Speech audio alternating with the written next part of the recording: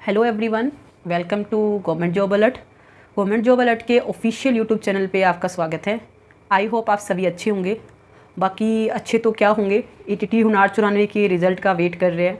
मैं भी आपकी तरह ही हर रोज़ वेट करती हूँ कि पता नहीं कब ईटीटी हुनार 94 का रिज़ल्ट आएगा। तो आज की इस वीडियो में हम ईटीटी हुनार 94 के बारे में ही बात करेंगे। तो आई होप कि जितने भी जो व्यूअर्स हैं जो इस वीडियो को देख रहे हैं वो सभी भी ईटीटी हुनार 94 की रिज़ल्ट का ही वेट कर रहे हैं, और ये ऑब्वियस भी है। तो देखिए, जो एग्ज़ाम है वो कंडक्ट हुए काफ़ी टाइम हो चुका है, उसके बाद डॉक्यूमेंट वेरिफिकेशन भी हो चुकी है, और इसके अलावा जिन भी कैंडिडेट के डॉक्यूमेंट्स में किसी भी तरह की जो कमी पेशी थी उसके रिगार्डिंग भी लिस्ट जारी हो चुकी है, और वो हो भी चुकी है। मतलब जो भी डॉक्यूमेंट्स में कमी पेशी थी कैंडिडेट ने वो अपने सबमिट करवा दिए। तो अब मैटर मुद्दा यही आता है कि रिज़ल्ट कब आएगा। और ये देखिए, ऑब्वियस सी भी बात है कि अब कोई जब स्टेप रहता ही नहीं है तो गवर्नमेंट को अब रिज़ल्ट जारी कर देना चाहिए, जो कि अभी तक नहीं आया। तो और इसमें भी जो सबसे जो बुरी बात जो मुझे पर्सनली मुझे फील हो रही है वो ये है कि इतना जो प्रोसेस है वो कंप्लीट हो चुकी है, उसके बाद भी डिपार्टमेंट के थ्रू कोई भी नोटिफिकेशन, कोई भी ऑफिशियल कोई भी नोटिस नहीं जारी किया जा रहा कि क्यों नहीं दे रहे वो रिज़ल्ट। देखिए, जब ईटीटी हुनार 94 का जो नोटिफिकेशन आया था रिक्रूटमेंट के लिए, उस दिन से लेकर बाद तक काफ़ी टाइम तक जो माननीय जो शिक्षा मंत्री जी है हमारे, वो कहीं भी गए हो, चाहे वो कोई प्रोग्राम हो, स्कूल में, कॉलेज में, कहीं भी वो गए हो, उन्होंने एक बात बार बार बोली कि 31 जुलाई तक जो ईटीटी हुनार 94 के जो कैंडिडेट है वो स्कूल में होंगे। यानी कि जो ईटीटी हुनार 94 की रिक्रूटमेंट उन्हें कंप्लीट करने की उन्होंने बात कही, जो कि आज तक नहीं हुई। हम आज भी घर ही बैठे हुए हैं। तो ये काफ़ी देखने को मिल रहा है कि जो कैंडिडेट, जो ईटीटी हुनार 94 की जो कैंडिडेट है उन्हें काफ़ी इग्नोर किया जा रहा है। मुझे तो अब लग रहा है शायद माननीय जो शिक्षा मंत्री जी हैं उन्हें अब पता भी नहीं है कि ईटीटी हुनार 94 की कोई रिक्रूटमेंट भी उन्होंने निकाली थी, अब उसे पूरा भी करना है। क्योंकि जो जोश उनमें जो उस टाइम नज़र आ रहा था वो अब कहीं देखने को ही नहीं मिल रहा है। तो और देखिए, सबसे ज़्यादा जो डीमोटिवेट करने वाली जो चीज़ है वो तो ये है कि देखिए, जब ईटीटी हुनार 94 का जो रिज़ल्ट आया था डॉक्यूमेंट वेरिफिकेशन के लिए जो कैंडिडेट को बुलाया गया था, उसमें आपके मार्क्स वगैरह सब कुछ डिस्क्लोज कर दिए गए। तो जिन भी कैंडिडेट ने अच्छा स्कोर किया तो उन्हें तो देखिए फर्स्ट डे से ये चीज़ कन्फर्म है कि उनका सिलेक्शन कन्फर्म है। तो जब भी इस तरह की कोई, देखिए, जब हमने एग्ज़ाम की प्रिपरेशन की, हमने इतना अच्छा स्कोर किया, तो बेस्ट है कि हम अपने जो फैमिली मेंबर्स है, अपने जो नेबर्स है, आस पड़ोस में जो भी लोग रह रहे हैं, उनको हम बताते हैं कि हाँ भी इस तरह से मैंने स्कोर किया और मैं अभी टीचर बनने वाला हूँ, मेरी बहुत जल्द ज्वाइनिंग आएगी। और वो ज्वाइनिंग आए, देख लो, अभी 2 महीने से ज़्यादा हो गया और अभी तक कुछ भी नहीं हुआ। इवन मैं मतलब वही लोग क्या है कि अब जैसे घर से बाहर निकलते हैं या फिर अपनी फैमिली मेम्बर्स को हम देखें तो वो यही बात पूछते हैं, हाँ भाई तुम्हारी ड्यूटी कहाँ आई, तुम स्कूल कौन सा तुम्हें स्कूल अलॉट हुआ। इस तरह के जो क्वेश्चंस है वो कहीं ना कहीं एक मेंटल प्रेशर क्रिएट कर रहे हैं कैंडिडेट के ऊपर कि वो क्या जवाब दे। उन्हें कैसे बताए कि सरकार हमारी तरफ देख ही नहीं रही है। इवन मैं अपनी बात करूं तो जो मेरी जो मम्मी है वो मुझे हर दूसरे दिन यही क्वेश्चन पूछती है, हाँ भाई तुम स्कूल कब जाओगी। अब बताओ मैं मतलब क्या जवाब दूं, कैसे बताऊं कि मुझे खुद को ही नहीं पता कि कब हमें ज्वाइनिंग दी जाएगी। और ये तो देखिए, मेरा ये हाल तब है जब मैं ऑलरेडी जॉब में हूँ। तो उन कैंडिडेट के बारे में सोचिए जो कि बेरोजगार है, वो घर बैठे हुए हैं और उन्हें इसी जॉब से उम्मीद है कि वो स्कूल में जाएंगे, टीचर बनेंगे, एक उन्हें रोजगार मिलेगा। तो वो कितना मेंटल प्रेशर इस टाइम फील कर रहे होंगे। तो देखिए, ये जो भर्ती है, जो ये डिले हो रही है, जो कैंडिडेट को जो ज्वाइनिंग नहीं मिल रही है, उसके लिए कहीं ना कहीं हम खुद जिम्मेदार हैं। मैं कहूँ, मैं खुद जिम्मेदार हूँ, आप जिम्मेदार हो, या फिर कहीं हम सभी ईटीटी हुनार 94 के जो कैंडिडेट हैं हम सब जिम्मेदार हैं। और जिम्मेदारी की अगर मैं बात करूं तो देखिए, आज से अगर मैं 15 से 20 दिन पहले की अगर मैं बात करूं तो एक मुद्दा जो कि हर एक कैंडिडेट की जुबान पे था वो था कि जो लिस्ट है वो 3000 के अकॉर्डिंग आए या फिर हुनार 94 के अकॉर्डिंग। क्योंकि देखिए, जिनके मार्क्स अच्छे बन रहे हैं तो उन्हें तो ये है कि 3000 के अकॉर्डिंग फटाफट से लिस्ट आए, उन्हें ज्वाइनिंग मिले, बाकी देखा जाएगा।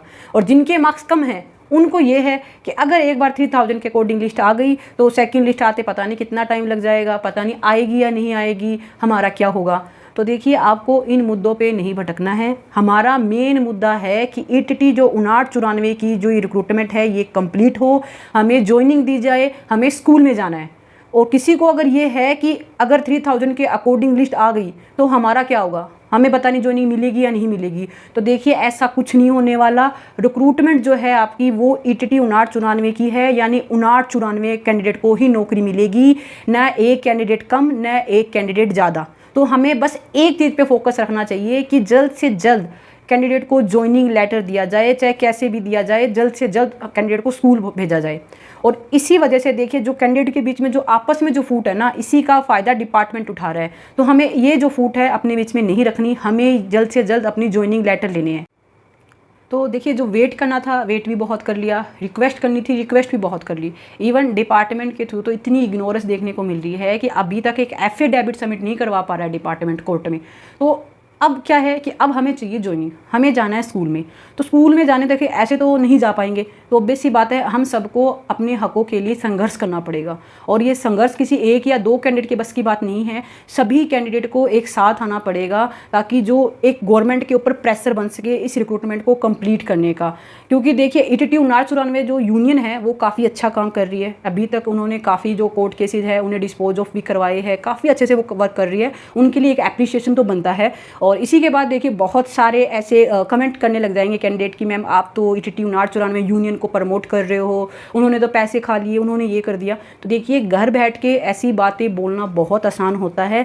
एक बार आप आके देखिए अपने घर से 200-250 किलोमीटर का डिस्टेंस कवर करके एक बार आइए आप, फिर आपको पता चलेगा कि कितना डिफ़िकल्ट होता है इस तरह से किसी एक रिक्रूटमेंट को इस तरह से लीड करना, इतना इजी नहीं होता है। और जो ये वीडियो जो मैं बना रही हूँ ये मुझे किसी ने बोला नहीं है बनाने के लिए, ये मुझे खुद को लगा कि हाँ मुझे इस मैसेज को थोड़ा और अच्छे से कैंडिडेट तक पहुँचाना चाहिए, इसलिए मैं बना रही हूँ, इसमें किसी ने बोला नहीं है। और अब मैं तो आपको कह रही हूँ आप किसी को भी मत फॉलो कीजिए, आप अपना सोचिए।